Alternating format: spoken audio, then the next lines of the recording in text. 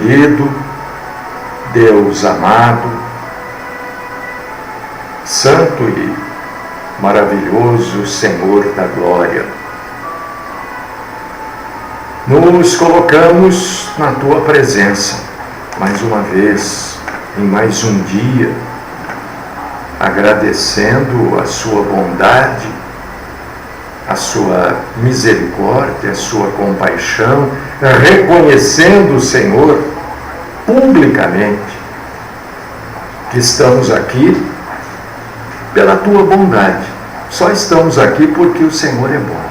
Não merecemos, não temos nenhum tipo de merecimento para estarmos aqui. Mas a Tua bondade, a Tua compaixão nos traz até aqui e nos sustenta aqui. Graças nós te damos por mais este dia. Te damos graças por tudo que o Senhor tem feito. O Senhor é bom. Não nos cansamos de proclamar a Tua santa bondade. Nesta manhã, Senhor, como fazemos em todas as manhãs, nos preparamos para proclamar a Tua palavra. Levar um pouco mais das santas letras que nos ensinam, que nos orientam e que derramam sobre nós a alegria e a paz do Senhor. Eu imagino, eu creio até, Senhor, que são muitas pessoas nesta manhã com problemas, com dificuldades, com tristezas. E eu peço que o Senhor venha aquietar os corações, aquietar as mentes, que creiamos que o Senhor sabe todas as coisas e aquilo que o Senhor faz é perfeito. Pode até não nos agradar, pode até trazer tristeza, mas um dia, nós vamos entender perfeitamente tudo isso. Até lá, que o Senhor dê paz ao nosso coração. Ajuda-nos a entendermos, conhecermos, compreendermos e vivermos a Tua vontade, que é boa, santa, agradável e perfeita. Fala conosco. Fala conosco. Ajuda-nos a crescermos na graça e no conhecimento do Senhor. Esta é a minha oração. Agradecendo, glorificando e exaltando o Senhor, Deus Todo-Poderoso, no nome do Teu amado Filho, nosso Salvador, Jesus Cristo. Amém.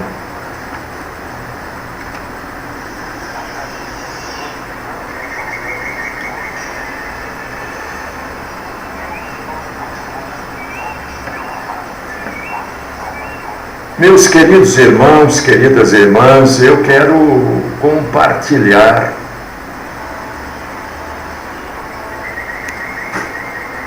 quero dizer que estou triste com aqueles todos que estão tristes e estou alegre com aqueles todos que estão alegres. Como pode isso? Graça, né? Graça.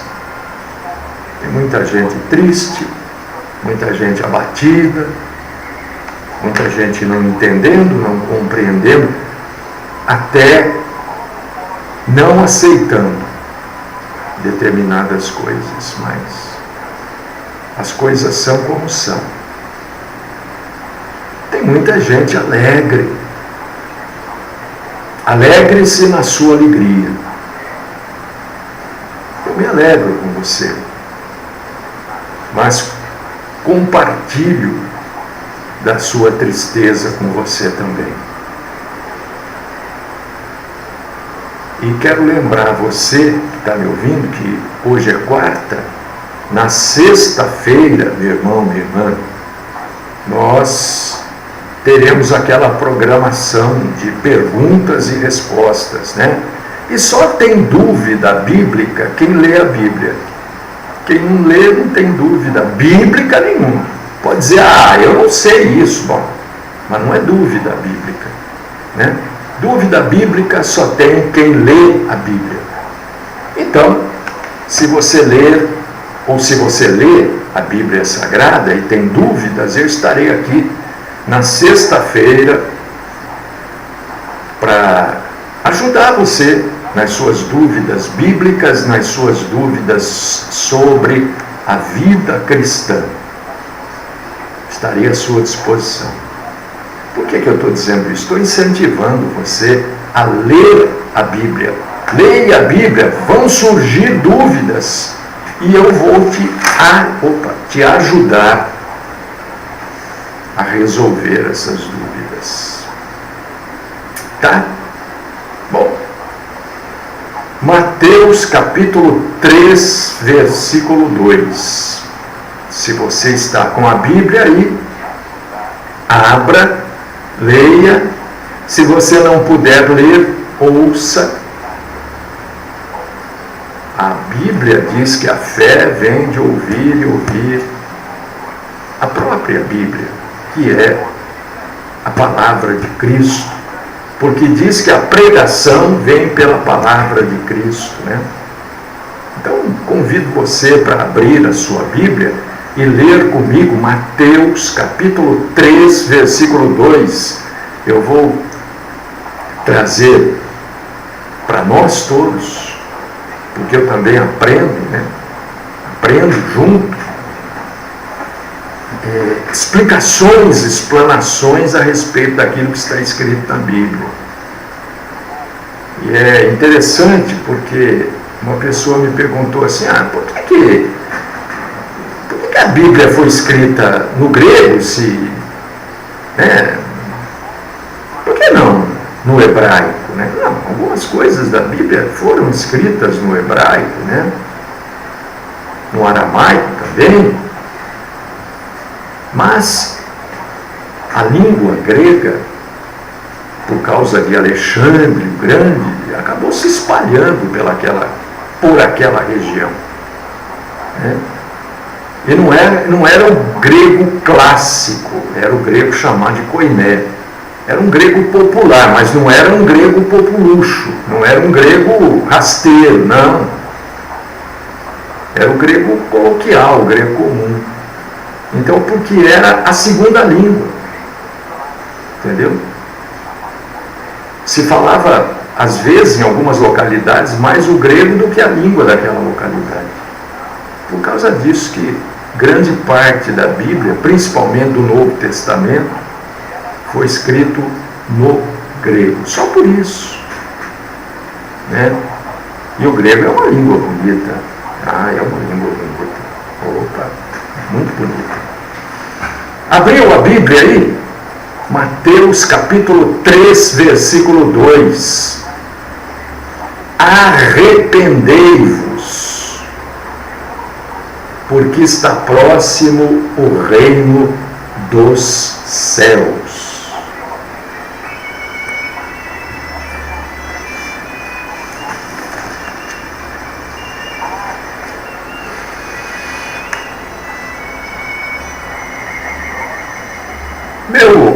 Meu irmão, minha irmã, você que está me ouvindo,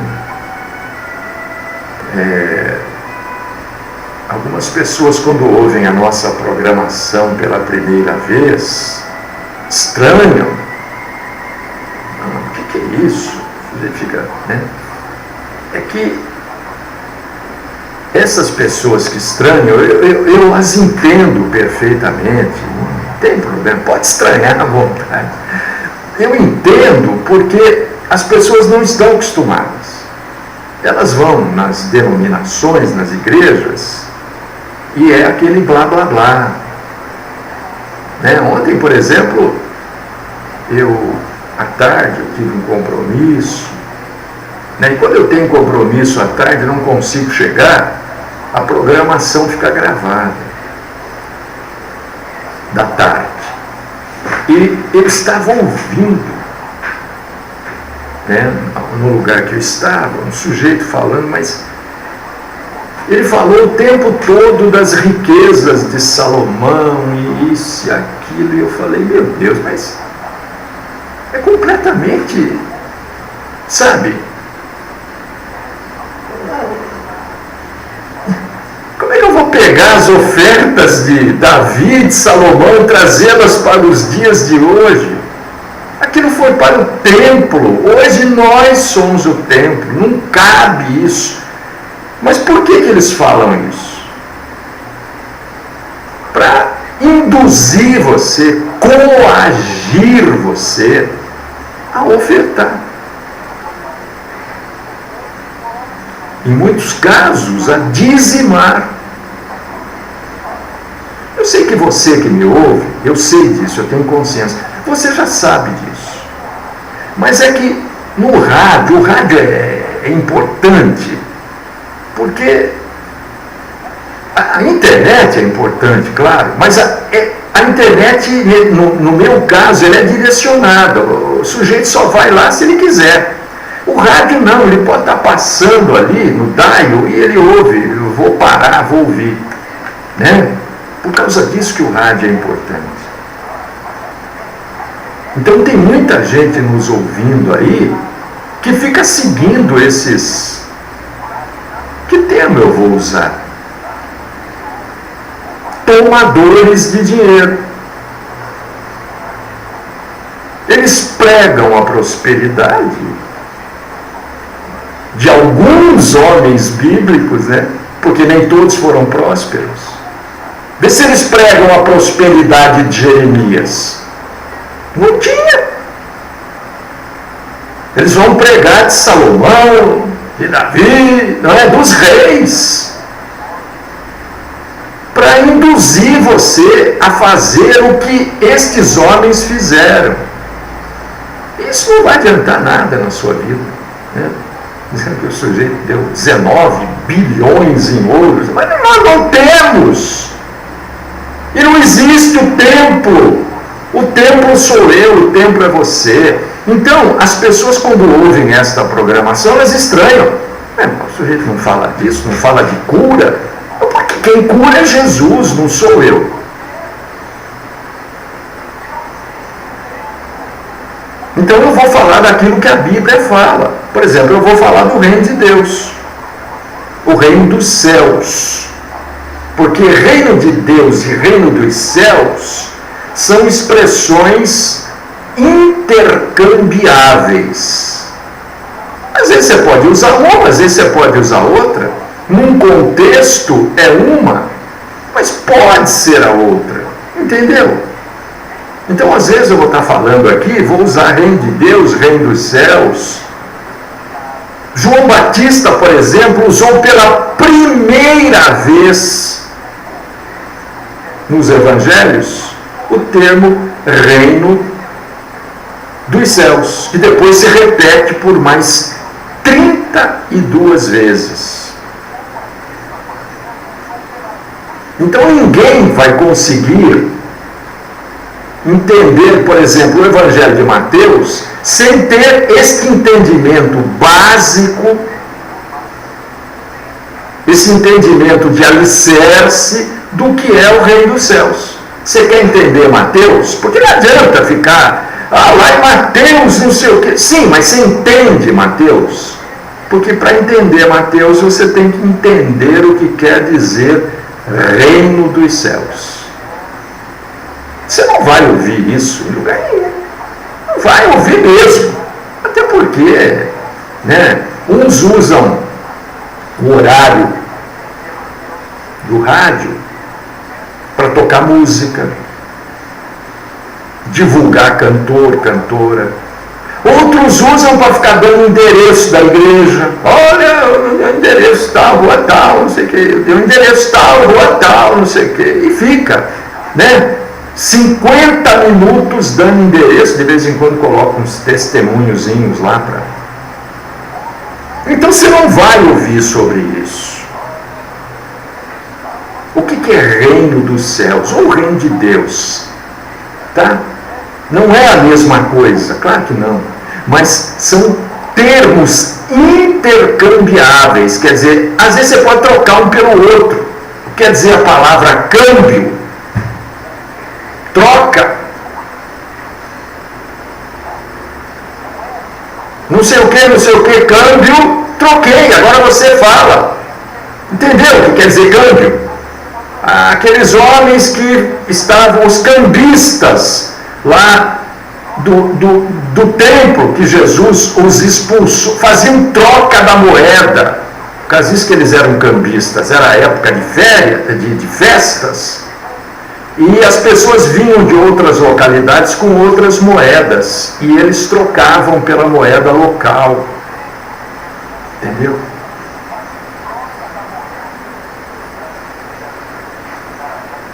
Reino dos céus é o lugar. É um lugar. Eu estou usando, obviamente, um termo para nós humanos.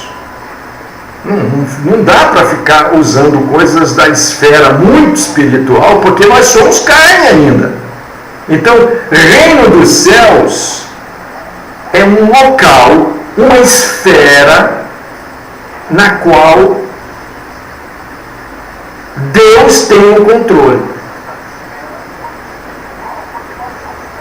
Quando eu quero dizer coisas de Deus, eu falo coisas do reino de Deus, do reino dos céus.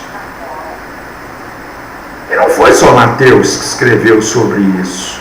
Daniel, lá atrás no Velho Testamento, já havia escrito. Você pode ler aí, Daniel capítulo 4, versículo 25. Daniel diz que o Altíssimo domina no reino dos homens. Ele está se referindo ao reino de Deus, ao reino dos céus.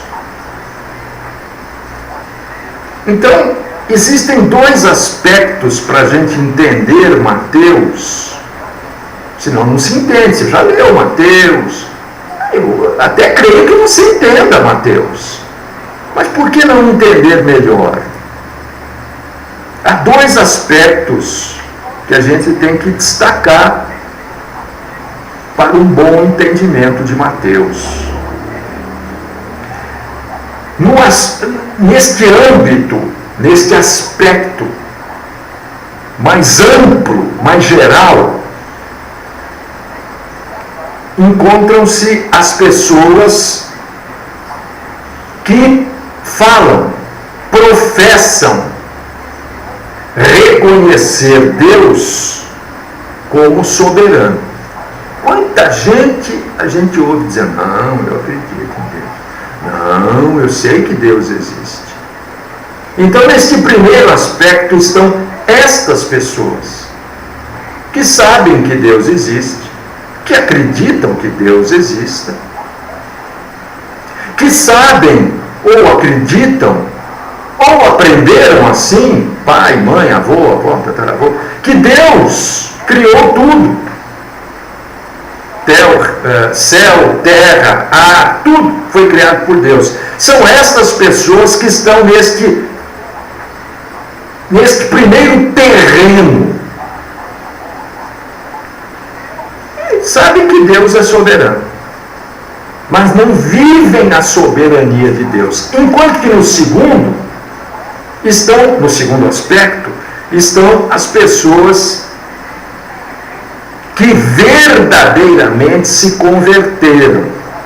Então, quando a gente começa a ter esse entendimento, a gente começa a entender aquilo que Jesus falou assim. Muitos dizem, Senhor, Senhor, e eu vos direi, não os conheço. Quais são essas pessoas? Não é a pessoa que fica falando, Senhor, Senhor, não é simplesmente. São estas pessoas que creem que Deus existe. Deus é bom, Deus é bom. Tudo bem, a pessoa sabe que Deus existe, mas não teme. Não é genuinamente convertida. São essas pessoas, meu irmão, minha irmã, Você que está me ouvindo, de repente você faz até parte delas. Eu não quero te ofender. Eu não quero ofender ninguém. Mas eu quero falar para você, se você se sentir ofendido, não posso fazer nada. Mas eu quero falar para você que se você está ouvindo e você faz parte destas pessoas que sabem que Deus existe, você tem tempo para ser um convertido a Deus genuíno. Porque o reino dos céus é dos verdadeiramente convertidos, e não daqueles que simplesmente sabem que Deus existe, é a mão de Deus, Deus tem controle de tudo, graças a Deus, se Deus quiser, Deus... Isso a gente ouve toda hora. Mas o reino dos céus não pertence a estas pessoas. E você que está me ouvindo, você pode ler, em outras palavras, isto que eu estou falando, mas o conteúdo é o mesmo. Mas você pode ler na Bíblia sobre isso. Em Mateus capítulo 13, versículo do 3 ao 9, que você vai encontrar lá a parábola do semeador. Está falando exatamente isso. Daqueles que sabem que Deus existe, mas não são convertidos a Deus. Você pode ler em Mateus 13, versículos do 31 ao 32, quando fala da sementinha da mostarda. Fala dos que sabem que Deus existe, mas não são convertidos. Olha, o mundo sabe que Deus existe, mas não é o mundo que é convertido.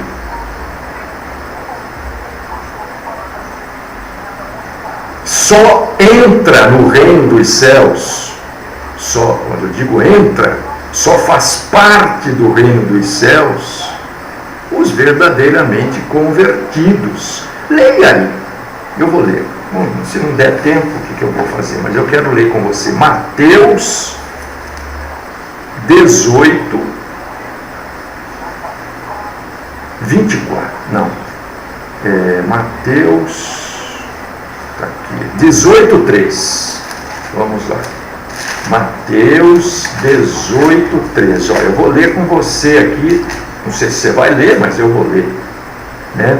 Eu acabei de dizer que só entra no reino dos céus os verdadeiramente convertidos. Então, por que eu estou falando isso? Ora, se você não faz parte do reino dos céus, do reino de Deus, eu quero trazer para você a informação alegre, feliz, que você pode fazer parte. Agora, não depende de mim, não depende do seu pai, da sua mãe, do seu marido, do seu esposo, dos seus filhos, depende de você, porque a conversão é individual. Eu não posso vir aqui e ficar prometendo coisas para você se converter. Isso não é honesto, e se não é honesto, não é da parte de Deus. Eu não tenho que prometer nada. Eu tenho que dizer para você, olha, arrependa-te, abandone e vá para Jesus verdadeiramente. Por quê? Porque o reino de Deus não é dos que sabem que Deus existe, nem dos que, eu espero em Deus. O reino de Deus é dos verdadeiramente convertidos. Por causa disso que Jesus diz, olha, 2 estarão no campo, um vai e outro fica. Entendeu? O Senhor explica isso para nós. Mateus 18, 3. E disse, em verdade vos digo, se não vos converterdes e não vos tornardes como crianças, de modo algum entrareis no reino dos céus. É o próprio Cristo falando isso para a gente. Tem que haver uma conversão. Não adianta o sujeito dizer lá, Deus é bom, Deus. Não adianta isso, não resolve nada.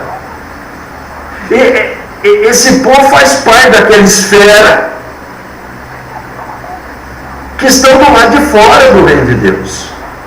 E não estarão nunca, se não mudarem, óbvio, dentro do reino de Deus. Esse rádio vai começar a dar problema aqui. Daniel disse, lá em Daniel 2,44, eu passo essas referências e eu espero que você vá lá e leia, né? Para você ter consciência do que eu estou falando e confrontar aquilo que eu falo com a Bíblia. Eu não sou dono da verdade, eu prego a verdade. Então, quando eu passo uma referência, não é simplesmente para, né? É para e você ir lá. Peraí, ele falou Daniel 2,44. Eu quero ver o que está escrito em Daniel 2,44. É isso que ele está falando? Ele falou que Daniel 2,44 diz que Deus levantaria um reino que nunca seria destruído e nem passaria para outro povo. E não passa mesmo, porque o povo de Deus é único. Daniel 2,44, leia lá. Também previu, profetizou Daniel. Daniel fez uma profecia. E deixa eu dizer uma coisa para você aqui, abrindo parênteses. Profecia é bíblica. Profecia que sai da boca de homem ou de mulher, né? Porque a verdadeira mulher de Deus sabe que ela não pode profetizar coisa nenhuma, né? Mas a gente sabe. É bom. Então, profecia é aquilo que está escrito aqui na Bíblia, não é o que o sujeito profetiza na vida do seu irmão. Bobagem, não perca tempo. Porque eles usam a palavra profetizar como um sinônimo da palavra deseje. E profetizar não é desejar. Não é? Quando ele diz profetize na vida do seu irmão, profetize na sua vida, eu estou profetizando na sua vida. Eles estão usando a palavra desejar como sinônimo da palavra profetizar. Isso é assassinar a língua portuguesa. Não tem nada a ver desejar com profetizar. Profetizar é anunciar que aquilo vai acontecer, mas anunciar antes de acontecer. Isso é profetizar. Então eu não posso profetizar sucesso, prosperidade, saúde na vida de ninguém. Não tem como. Eu desejo que você seja feliz. Eu desejo que você se cure. É um desejo, mas não é profecia. Então profetize na vida do seu irmão. Olha, assim, claramente, eu não gosto de meias palavras, não, também não mando recado, não. Você está numa dessas denominações que manda profetizar na vida, manda, olha, agora um pensamento, eleve seu pensamento lá na sua casa. Pode sair. Isso não é bíblico. Profetizar é anunciar antes. E desejar é aquilo que, né, uns desejam bem, outros desejam mal. Mas isso não quer dizer que o desejo aconteça. Então, Daniel, Jeremias também, estava falando agora um pouco de Jeremias, eles previram, eles profetizaram a vinda de nosso Senhor Jesus Cristo. Isso é profecia. É falar antes. Leia Daniel, capítulo 7, versículos do 13 ao 14. E leia também Jeremias, capítulo 23, versículos 5 e 6. Você está entendendo? Você pode até falar, eu não concordo. Tudo bem, o que eu vou fazer? Eu não posso obrigar você a concordar comigo. Mas leia a Bíblia. Pelo menos isso, né?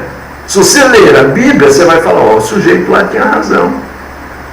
Então, essas bobagens que eles falam, nessas igrejas de bobagens, nessas denominações de bobagens, não serve para nada. Isso tudo é água de salsicha. Em segundo lugar, porque em primeiro lugar foi que o reino de Deus foi profetizado lá no Antigo Testamento. Então, João Batista estava apenas confirmando, ratificando o Velho Testamento. Em segundo lugar, o reino foi descrito por João Batista, o reino foi descrito por Jesus e pelos 12 apóstolos como estando próximo. Mateus, capítulo 3, versículo 2, capítulo 4, versículo 17, capítulo 10, versículo 7. Em Mateus, capítulo 12, versículo 28, o nosso Senhor Jesus Cristo diz assim: se, porém, eu expulso os demônios pelo Espírito de Deus, certamente é chegado o reino de Deus sobre vós. Você vê como reino dos céus e reino de Deus são palavras que se intercambiam, são intercambiáveis, podem ser trocadas às vezes não, às vezes temos que ser específico na expressão. O reino de Deus está dentro de vós, quer dizer também que o reino de Deus está no nosso meio, no meio daqueles que são verdadeiramente convertidos. Eu estou olhando aqui porque eu estou pulando, o negócio aqui é longo, mas eu estou pulando para poder dar tempo de falar sobre tudo com os meus irmãos e irmãs. E tem mais um ponto que eu quero salientar. O reino de Deus, ele é mostrado na Bíblia a princípio. Tem gente que só ouve uns pedacinhos do que eu falo. Ou eu começo a falar, o sujeito já está criticando. Vocês não sabem a luta que é. Ele não espera eu terminar. Porque tem coisas que eu falo no começo, no meio e no fim. Espere eu terminar para você criticar. Aí você critica à vontade. E tem mais um ponto que eu quero salientar.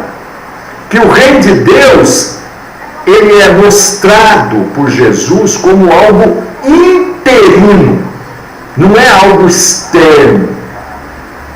É algo que vai estar dentro.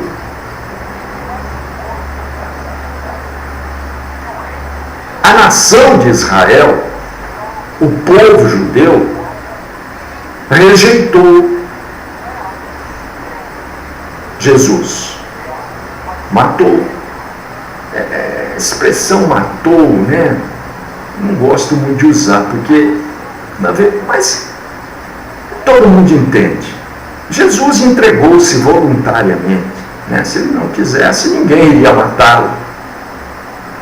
Mas ele foi morto. Mas foi algo voluntário. Entendeu? Por causa disso que nós chamamos Jesus do Cordeiro Santo de Deus. Ele morre como os cordeiros morriam. Só que como ele era homem, ele poderia ter evitado. Mas ele se entregou voluntariamente. E aí, na morte de Jesus, nos 3 dias que Jesus esteve morto, às vezes eu sofro, gente, porque eu tenho que falar e pensar na explicação, por esses motivos, de ter pessoas que não esperam a gente acabar de falar para criticar. Nos 3 dias que Jesus esteve fora da terra, numa outra esfera, é considerado como o rei voltando ao céu. É claro que Jesus teve atividades nesses dias. Em espírito ele esteve ativo. mas é considerado como Jesus voltando ao céu. Mas, mesmo neste período de 3 dias que Jesus esteve morto, entre aspas, o reino não deixou de existir, porque o reino continuou a existir no coração das pessoas. Não falei isso um pouquinho acima? Jesus continuou a ser rei de um número de pessoas. E quando eu digo que Jesus continuou a ser rei, estou falando dos aspectos morais, éticos que Jesus deixou para essas pessoas. Essas pessoas não pensaram assim, Jesus morreu, tudo aquilo que ele falou morreu com ele. Às vezes a gente não fala assim, o sujeito morreu, a verdade morreu com ele. Não falamos? Tá, tudo que ele sabia morreu com ele. No caso de Jesus, não. Nada morreu com ele. É claro que o pecado, não é? Mas tudo aquilo que ele ensinou continuou vivo. Tanto é que Jesus não está aqui hoje em carne e osso, mas está em um corpo glorificado nos céus, e eu estou falando aqui dos aspectos morais e éticos. Então nada morreu com Jesus. Aquele sermão que Jesus fez lá no monte, chamado de Sermão do Monte, nós aplicamos nas nossas vidas até hoje, ou devemos aplicar, ou deveríamos aplicar nas nossas vidas. E esta passagem interna do reino de Deus, você vai ler sobre ela em Mateus capítulo 13. Você vai ler sobre essa passagem interna, esta fase interna do reino de Deus. Você vai ler em Mateus 13, na parábola do semeador, na explicação, enfim.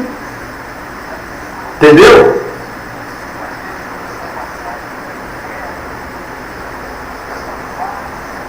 E tem um outro aspecto, preciso correr aqui,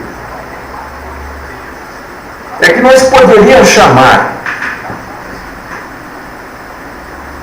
este reinado que há de vir de Jesus de 1000 anos,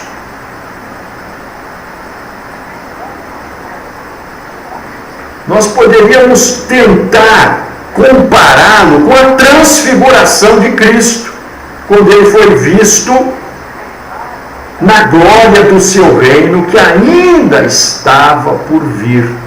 Quando aconteceu a transfiguração, o reino ainda estava por ser instaurado. Mateus 17, do 1 ao 8.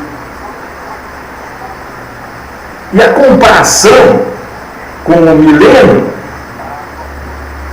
é quando se diz assim: muitos virão do Oriente e do Ocidente e tomarão lugar à mesa com Abraão, Isaque e Jacó no reino dos céus. E a forma final do reino eterno, Pedro descreve na sua segunda carta, capítulo 1, versículo 11. Ele diz: o reino eterno de nosso Senhor e Salvador Jesus Cristo. Então, amado irmão, querida irmã, cristão,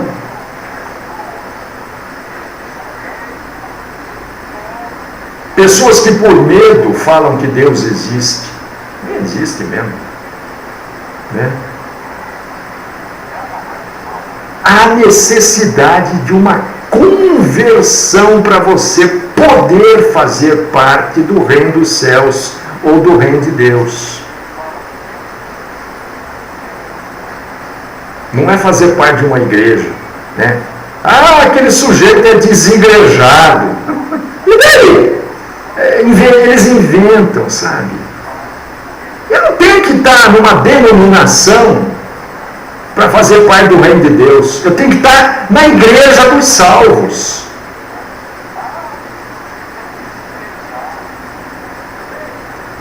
O reino, só para encerrar, o reino de Deus, o reino dos céus, começou quando o nosso Senhor Jesus Cristo iniciou o seu ministério. Jesus inicia o seu ministério, tem início o tempo do reino dos céus, do reino de Deus. E a igreja, só para você ficar sabendo, você que chama os outros de desigrejado, não sei o quê, a igreja começou depois. A igreja teve o seu início em Atos 2, na festa de Pentecostes. Então você vê como às vezes as pessoas falam coisas sem saber. O reino de Deus vai continuar na terra, o reino dos céus continuará aqui na terra.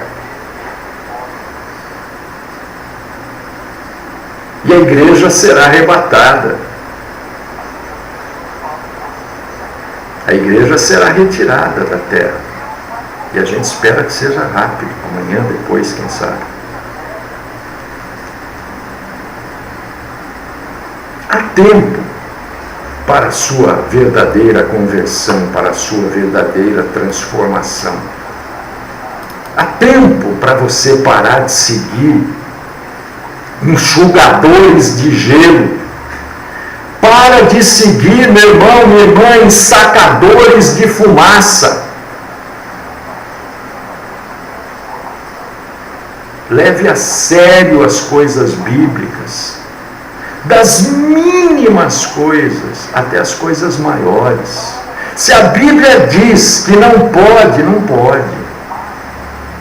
Se a Bíblia não diz nada sobre o assunto, o contexto bíblico vai dizer. Por exemplo, a Bíblia não existe na Bíblia Sagrada um lugar, texto no contexto, que diz que não pode haver, que a pessoa não pode fazer tatuagem. Não existe. Essas tatuagens que são feitas hoje, não existe uma passagem que diz que a pessoa não pode fazer tatuagem, se marcar pelos mortos. É outra coisa. Mas o contexto diz que nós somos templo do Espírito Santo. O contexto diz que nós temos que fazer boas obras, né? Então, doar sangue é boas obras. Pessoa que faz tatuagem não pode. Você está me entendendo? Então, quando a Bíblia diz sim, é sim. Quando ela diz não, é não. Quando você não sabe, busque no contexto. A mulher não pode pregar, não pode ensinar. Não, isso é uma coisa minha. Isso está escrito na Bíblia, lá em Coríntios. Paulo deixou claro. Ai, mas aquela irmã é uma bênção. Mas não pode. Se ela fosse verdadeiramente uma bênção, ela saberia que ela não poderia fazer. Se ela faz, ela não é tão bênção assim como parece. São detalhes, são coisas que diferem o aspecto externo do reino e o aspecto interno, que é só para os salvos verdadeiros. Eu quero pedir ao Senhor nesta manhã que o Senhor nos dê a graça do entendimento, que o Senhor nos leve além do aspecto externo, que o Senhor nos leve no âmago, no centro, no cerne, para que possamos juntos crescer na graça e no conhecimento do Senhor. Não permita, Senhor, que enganemos e nem que sejamos enganados. Ajuda-nos a entendermos a sua palavra e a saber que cada um tem um lugar devido, específico. E se somos tementes a Deus, e somos, temos que aceitar a vontade boa, santa, soberana e agradável de Deus. Livra-nos, Senhor, de toda forma do mal. Esta é minha oração, no nome do nosso Senhor Jesus Cristo. Amém.